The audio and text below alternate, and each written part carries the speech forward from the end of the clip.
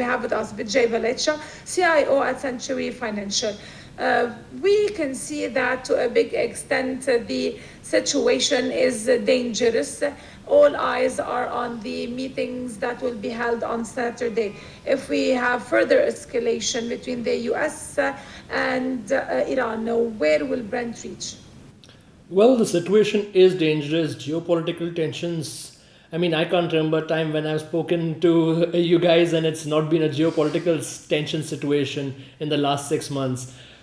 It's been tough, and it does look like oil does look in a bullish stance just because of geopolitical tensions. I mean, there is dollar falling, but I don't think dollar falling is making oil do those big moves on the upside. We have Brent resistance coming up at 76 levels. Now, this is the band that oil has been trading for the last 2 years, and that's where we believe that 76 levels is a very, very key benchmark rate for Brent oil. If it does go above 76, we will see a completely new bullish trend starting on Brent. Otherwise, we believe that it should actually remain in this band, touch the 76 levels, and come back down again. Vijay, so the latest increase in the oil price, can we say it is all just a risk, geopolitical risk premium, or perhaps we have other factors affecting, such as the demand?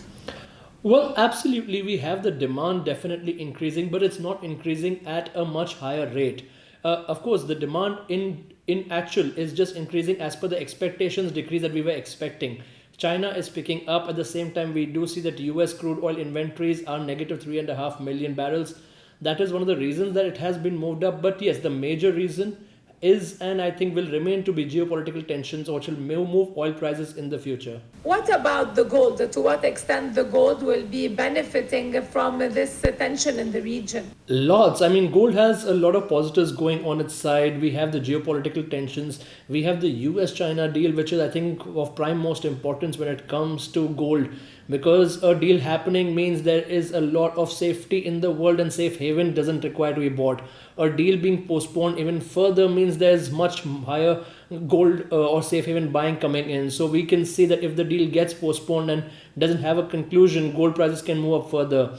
At the same time, we have seen inflation numbers to come a little weaker than expected, which is probably great for the economy, but and also it does indicate that we might see bond yields actually now falling. If bond yields do fall, that also pushes gold upward. So gold has a lot of things going in a positive direction, and the trend also, macro trend, is upwards.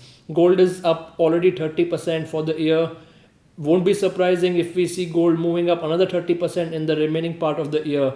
At the same time, we have to look at the other precious metals like platinum and palladium. Platinum has started taking off in the last 3 weeks. Platinum is also up 40% year till date. And we do believe that platinum actually has the legs to even go up 50% more in this year alone.